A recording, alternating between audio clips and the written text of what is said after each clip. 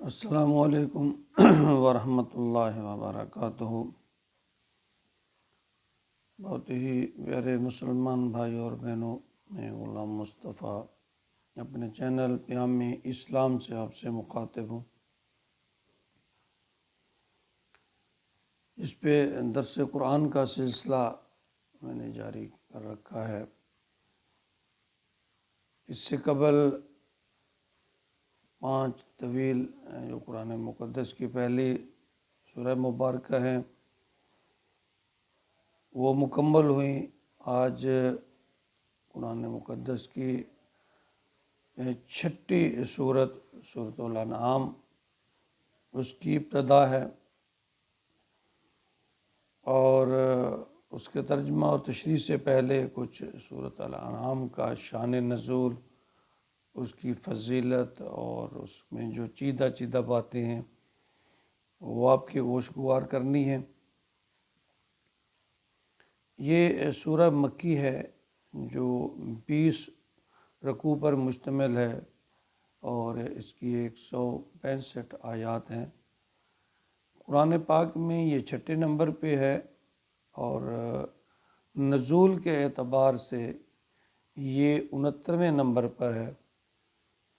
7ویں پارے کے 7ویں رکوع سے شروع ہو کر 8ویں پارے کے 7ویں رکوع کے اختتام تک یہ سورت ہے۔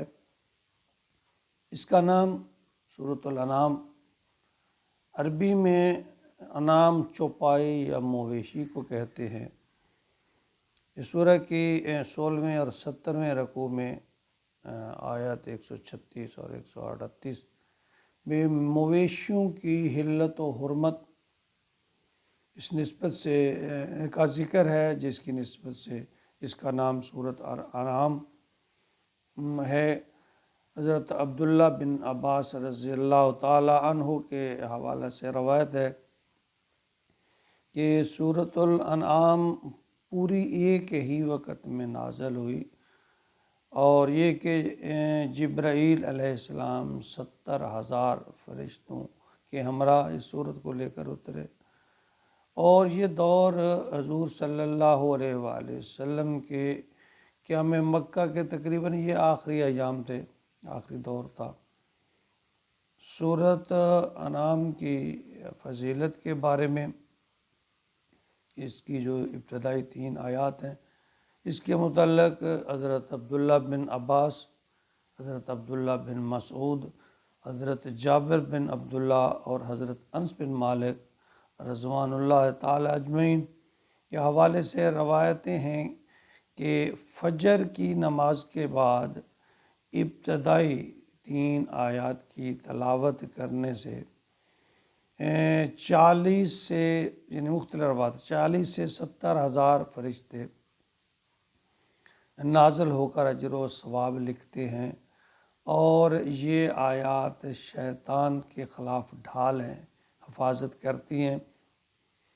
اس سورہ میں مشرکین ان کی جہالت کا بیان ہے، اسلام کے بنیادی عقائد، اللہ تعالیٰ کا وجود، وحدانیت، رسالت اور اللہ کی قدرت، طاقت، اختیارات کا بیان ہے۔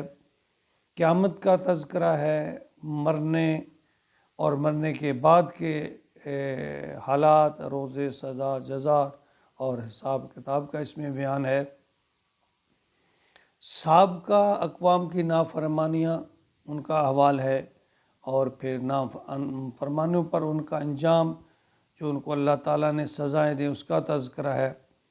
جانوروں کی حلت و حرمت کا تذکرہ ہے، مشرکین نے اپنے طور پہ بعض جانوروں کو حلال اور بعض کو حرام قرار دے کر یہ عقیدہ بنا رکھا تھا، اس کو رد کیا گیا ہے۔ والدین کے ساتھ حسن سلوک کا ذکر ہے۔ زمانہ جہالت میں اولاد کو اور خاص طور پر بچیوں کو افلاس کے ڈر سے یا غیرت کے نام پر جو قتل کیا جاتا تھا اس کے بارے میں تذکرہ ہے۔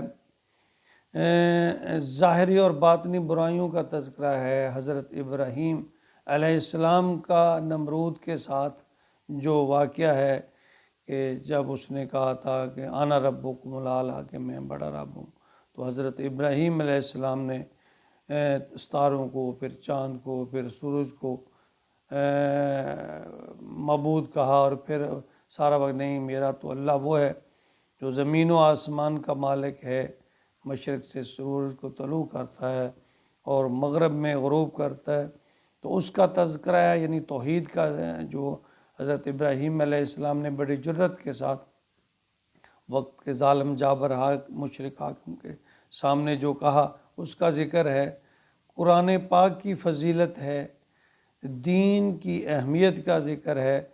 یوں کہہ لیں کہ سورۃ الانعام جو ہے یہ پورے قرآن کا خلاصہ ہے، یا لب لباب کہہ لیں اس کو، یعنی کہ پورے قرآن کا۔ تو انشاءاللہ نیکسٹ سبق پہ ہم آیت نمبر 1 سے اپنے درس کا سلسلہ شروع کریں گے۔ اللہ تعالیٰ ہم سب کو قرآن سمجھنے اور پھر اس پر عمل کرنے کی، اور عمل بھی اخلاص کے ساتھ، تقوی کے ساتھ کرنے کی توفیق عطا فرمائے، آمین۔